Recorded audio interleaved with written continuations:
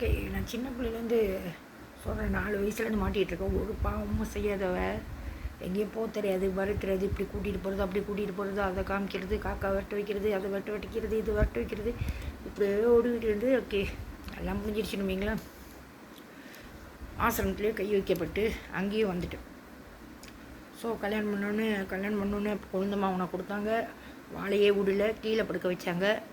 So எனக்கு புரியல. ஆனால் ஆதிவாசியா என்னமோ தெரியல, இந்த இம்ப்ளானு கீழே வந்து படுக்க வச்சு மாசமாக இருக்கும்போது பாயை போட்டு கீழே படுக்க வச்சு தண்ணி நல்லா குடிக்க சொன்னாங்க. தண்ணிலாம் வந்து அடைச்சி போட்டு ஸோ காலெல்லாம் இழுத்துக்கிட்டு ஸோ ஆசிரமத்துக்கு போயும் அப்படி தான் எல்லாம் வந்து கீழ் ஜாதி மாதிரி என்னை பார்த்துக்கிட்டு. ஸோ நான் வந்து நாள் பெரிய மனசி ஆகணுன்னா மறுநாள் வந்து ஜூனியர் கேர்ள்ஸ், நான் சீனியர் கேர்ள்ஸ் வர ஜூனியர் கேர்ள்ஸு 11 வயசு பெரிய மனசி ஆயிடுச்சு. ஸோ அவங்க அம்மா அங்கே இருக்கிறனால சோவிங் கிளாஸ் புஷ்பா வள்ளி யா. ஸோ எப்போதுமே அவங்க பிள்ளைங்களுக்கு வந்து ஸ்டாஃப் வந்து சாப்பாடு கொடுக்குறாங்கன்னா அவங்க போய் அவங்க ரூமில் தான் கொடுப்பாங்க. என்னத்தை தான் எங்கள் கூட பழகினாலும் இருந்தாலும் அந்த சாப்பாடு நேரம்னு வரும்போது ஸோ டெம்பிள் ப்ரேயர்ஸ் இருந்தனால ஈவினிங் ஸோ அவங்க ஜூனியர் கேர்ள்ஸ் அவங்க மக, நான் சீனியர் கேர்ள்ஸ், அப்போ 2 பேரும் என் தனித்தனியாக இருக்கணும்னு சொல்லிட்டு என்கிட்ட வந்து கொடுத்துட்டாங்க. நீ பார்த்துக்கோ அப்படின்னு. பார்த்துக்கிறது பிரச்சனை இல்லை, டெம்பிளுக்கு போயிட்டாங்க. நான் சீனியர் கேர்ள்ஸாக இருக்கும், அந்த ஜூனியர் கேர்ள்ஸாக இருக்குது, அது பிரச்சனையே இல்லை. ஸோ சாப்பாடு கொடுக்கும்போது அவங்க ரூமுக்கு கொண்டு போகும்போது அவங்க ஸ்டாஃப் ரூமில் போய் சாப்பாடு கொடுப்பாங்க. வெளியேந்து வாங்கிட்டு வந்து கூட கொடுப்பாங்க. எனக்கு அதே ஆசிரம சாப்பாடு தான். அதுக்கு நான் வருத்தப்படலை, அதுக்கு நான் வருத்தமே வாழ்க்கையில் நான் பட்டதே இல்லை. இப்படி வாழ்ந்தோம். எனக்கு தெரிஞ்சது நல்லா வாழ்ந்தேன், நல்ல பிள்ளை. நான் கெட்டது செய்ய தெரியாது, புறம் பிடிக்க தெரியாது, சண்டை போட தெரியாது. இங்கே உள்ளது அங்கே போய் சொல்லிக்கிட்டு, அங்கே உள்ளது இங்கே போய், எந்த ஒரு பழக்கமும் எனக்கு இந்த மாதிரி இல்லை. அங்கே போய் கை வைக்கிறது, அவனுக்கு கை வைக்கிறது, இவனுக்கு கை வைக்கிறது, தப்பிச்சு தான் வருவேன் தவிர நான் வந்து அவங்க கூட சப்போர்ட் பண்ண மாட்டேன். ஓகே. ஸோ அவங்க பிள்ளையை கொண்டு வந்து பார்த்தாச்சு, சரி டெம்பிள் முடிஞ்சிச்சு, சரி உங்கள் பிள்ளைங்களை கொண்டு போய் என்ன செய்யணும், என் மண்ணுக்கு கொடுக்காம அவங்களுக்கு 11 வயசு, எனக்கு 15 வயசு, என்ன செய்யணும், உங்களுக்கு ஸ்பெஷலாக வந்து சாப்பாடு கொடுக்கணும். முட்டை பொரிச்சு அதில் ஜீரகம் போட்டு தனியாக சாப்பாடு கொடுக்கணுன்னா, ஒரு தாய் இருந்து தனியாக கொடுக்கணுன்னா எனக்கு தாய் இல்லை. 15 வயசு 11 வயசு தான். ஒன்று நீ கொடுத்தினா ஒரு முட்டைனாலும் மகளுக்கு கொடுக்குற மாதிரி எல்லாமே ஒரு முட்டை பொரிச்சு கொடு, இல்லைன்னா உன் மகளை கொண்டு போய் ஒரு ரூமில் கொடு. ஏன் இவங்களுக்கு இந்த கேடு கட்ட பார்க்க வச்சு அதை எப்படின்னா அதை ஏங்க வச்சு. ஸோ இது ரொம்ப தப்பு நடந்திருக்கு. இது வந்து தெரிஞ்சு நடந்துச்சோ, அதாவது கமிட்டிக்கு ஆஃபீஸ்க்கு தெரிஞ்சு நடந்துச்சோ தெரியாமல் நடக்கலையோ, யார் என்ன சொன்னாலும் செய்யலாமா. அப்போ எனக்கு தெரியும், நகை வாங்கினது நாங்கள் எப்படி வாழ்ந்தோம், எப்படி பிரித்தாங்க, என்ன நார் அடித்தாங்க, எல்லாமே தெரியும். ஸோ ஓகே விட்டுருங்க, கல்யாணம் பண்ணியாச்சு, பிள்ளை வந்துருச்சு, மாமனை போய் பட்டாசு வெடிக்க வச்சாங்க என்ன மாதிரியே. இதில் என்னன்னா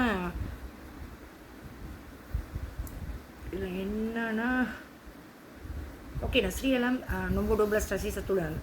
ஸோ அங்கேயும் அப்படி தான் டியூஷன் படித்து கொடுப்பேன். சும்மா ரோட்டில் போகிற பிள்ளைங்க, நாய்க்கடை பிள்ளைங்க, இந்த ரிமைண்டர் ரசனை திரும்ப 4ஆப்பு 3ஆப்பு ஏபிசி படிக்க தெரியாது, கொண்டு வந்து 3 மாதம் படித்து கொடுத்துருந்தேன். அதாவது என்னோடய ஸ்ட்ரெஸ்க்கு, என்னோடய பாஸ்ட் டைமுக்கு படித்து கொடுத்துட்ருந்தேன். எல்லாம் சின்ன பிள்ளைங்க, நாய்க்கரைங்க பிள்ளைங்க, தமிழ் பிள்ளைங்க எல்லாத்தையும் அவங்க அம்மாட்ட கேட்டு படித்து கொடுத்துருந்தேன். உடனே வந்தாங்க ஒரு ஸ்ரீலங்கா. நான் வந்து ஜாதி சத்துனா அவங்க 12-13 இருக்கலாம். ஸ்ரீலங்கா, அவங்க ஹஸ்பண்ட் வந்து மலேசியன், தசமித்ரன், 3 பிள்ளைங்க மலேசியனில். மலேசியன் இந்தியனை கல்யாணம் பண்ணியிருக்காங்க. ஸோ எனக்கு புரியல, இவங்க ஏன் வராங்க. அவங்களும் ஒரு ஹவுஸ் ஒய்ஃப் தான், அவங்களுக்கும் பிள்ளை இருக்குது. என் மகனுக்கு படிக்க வைக்க முடியல, படிக்க தெரியல, ஆர்ஆர்பி யூபிஎஸ்ஆர் படிக்க தெரியலன்னு அனுப்பிவிட்டாங்க.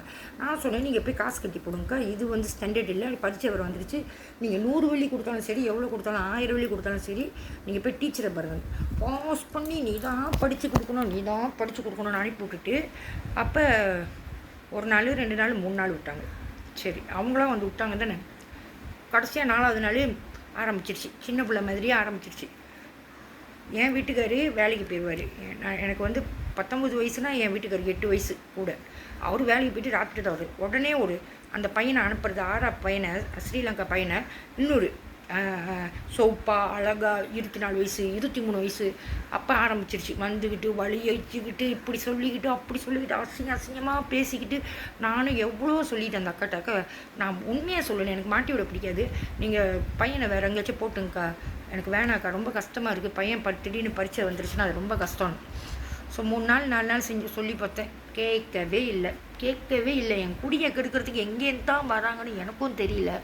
ஸோ ஸ்ரீலங்கா ஏற்பானம் கடைசியாக வந்து மாசாய் மேபேங்க் மேலே வந்து அவங்களுக்கு சோவியத் சென்டர் கிடச்சிச்சு. அதே மாதிரி தான் இங்கே ஒரு ஸ்ரீலங்கா நேசன் கேஷ் அண்ட் கேரியிலேருந்து கொழுந்த 2வது குழந்தை அவங்க ஒய்ஃப் இறந்தோன்னே எங்கேருந்து எப்படி கூட்டிகிட்டு இருந்தாங்க, என்ன பிளான், இது உண்மையால இல்லையா எனக்கு தெரியல. ஏன்னா ஃபோனில் பேச வச்சாங்களே மாமியா, அங்கேருந்து கொண்டு வந்து இங்கே விட்டு அவங்களுக்கு சோவிங் கிளாஸு 20,000 வெள்ளி மிஷின் வாங்கி கொடுத்து லோரி பிடிச்சி சென்ட்ரு பிடிச்சி கொடுத்து ஆர்டர்லாம் கொடுத்து. அப்போ நான் கேட்குறேன், மலேசியன் தானே, நான் அப்படி என்னத்தை இவங்களுக்கு பாவம் செஞ்சுட்டேன்? நான் அந்த ஊர் இந்த ஊர் அந்த ஊர் நான் பேச கிடையாது. நான் மலேசியன். அடுத்த ஊர் வந்தால் வாழ்ந்துட்டேன். இவங்களாம் வந்து செஞ்சு விட்றாங்க, குடியை கெடுக்கிறாங்க, நாசமாக இருக்கிறாங்க. இவங்களுக்கெல்லாம் சோவியத் சட்டை கிடைக்கிது. ஓட என்னை வாங்கவே விட மாட்டுறாங்க. இந்தியாவும் சரி ஸ்ரீலங்காவும் சரி அவங்க எதாச்சும் செஞ்சு விட்டாங்கன்னா மலேசியன் ஆளு கல்யாணம் பண்ணிக்க கிடச்சிருது, அவங்களுக்கு பூ கடை கிடச்சிடுது, பிஸ்னஸ் கிடச்சிடுது. ஸோ அப்படி என்னத்தான் நான் பாவம் செஞ்சேன்? ஸோ இப்படியே பண்ணிக்கிட்டு இருந்தாங்க.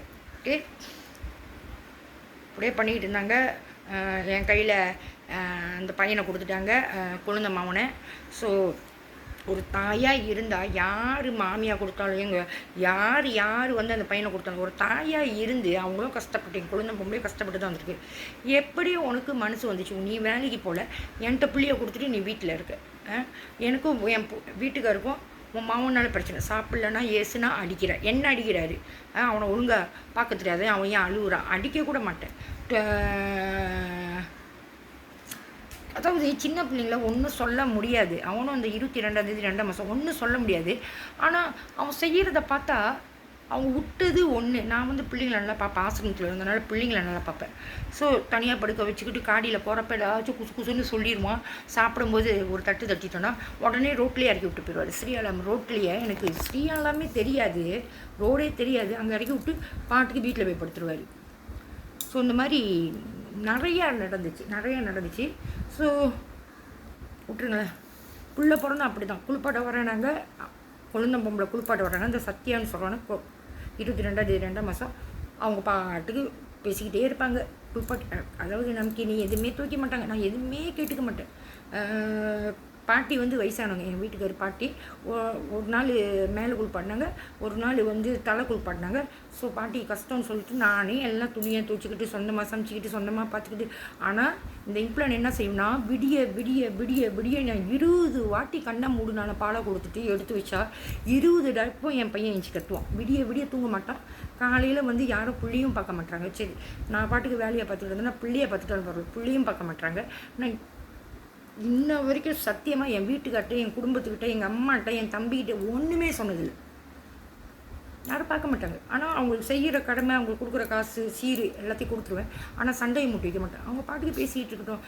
ஸோ அன்றைக்கி வந்து என் பையனை வந்து ஒரு வாட்டி தூக்கமாக இருந்து பகல்லையும் தூக்கம் ராத்திரி ஏதாச்சும் பால் போத்தி எடுத்து வச்சுருந்தா மேபி என்னை ஏற்ற விட்டு. சீன பையன் அப்படி தான் மாதமாக இருந்தாங்க. 3வது பையனுக்கு ரொம்ப தூக்கத்தில் பால் பற்றி வச்சுட்டு மறந்தாப்பில் படுத்துட்டாங்க. நீல கலராக மாதிரி பையன் செத்துட்டான், கை குழந்தைகள்.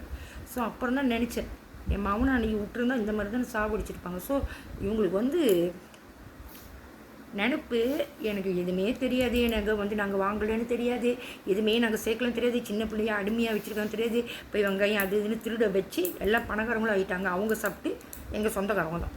ஆனால் நான் வந்து மாட்டிக்கிட்டேன் வெங்காயம் திருடியா. அது எனக்கு தெரியல. ஒரு 10 வயசு பிள்ளை அத்தனை வீட்டுக்கு, அத்தைம்மா வீட்டுக்கு, பெரியம்மா வீட்டுக்கு, மாமா வீட்டுக்கு எல்லாத்தையும் திருட வச்சு. ஆனால் நான் திருடி ஆகிட்டேன், அவங்கள பணக்காரங்க ஆகிட்டாங்க. ஸோ மஜ்லிஸ் எங்கே போனாலும் பசாமல் இருக்கும், எங்கே போனாலும் மஜ்லிஸ் இருக்கும். ஸோ இவங்க இந்த மாதிரி ஸ்ரீலங்கா வந்து 4-5 பேர் பார்த்துட்டேன். எல்லாம் என்னை வச்சு நல்லா வாழ்கிறாங்க.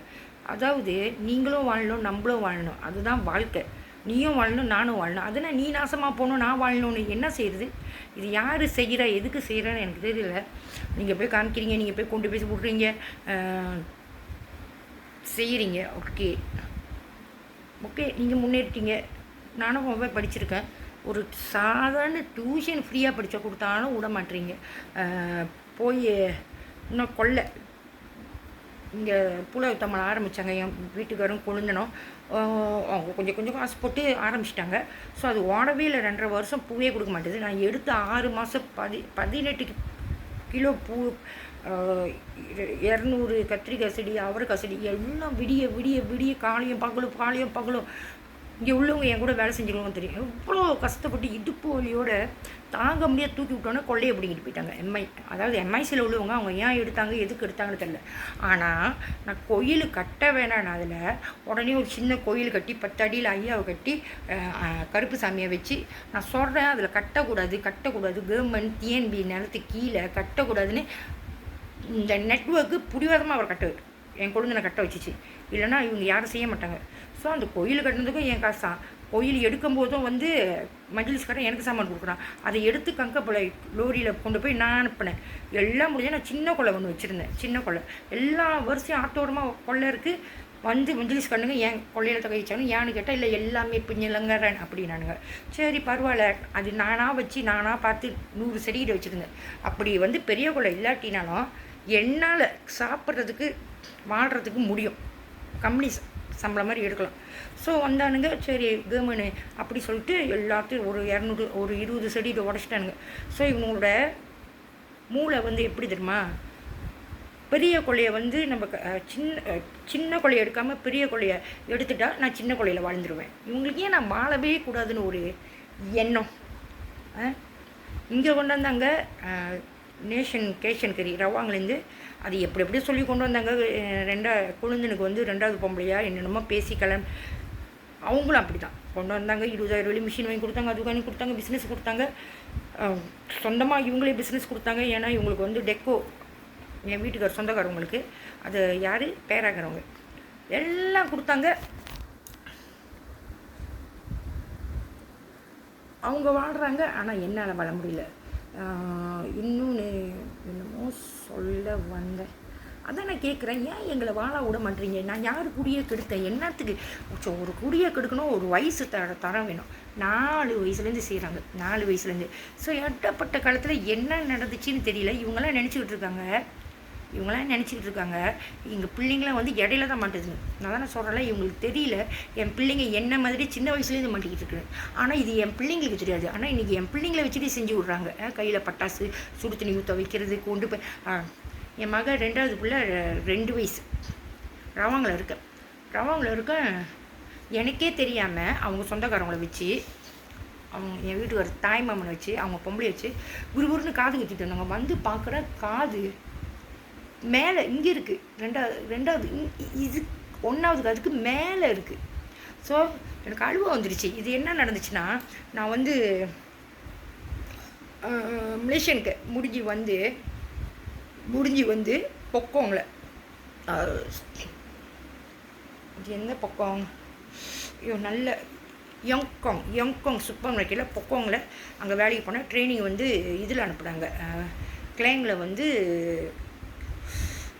அது என்னது சைனா டவரு அதில் வந்து ட்ரைனிங் 1 மாதம் நாங்கள் 3 வாரத்துலேயே வந்துட்டேன். ஸோ வேலை செஞ்சுட்டு இருக்கும்போது ஆக்சுவலி நான் என்னை யார்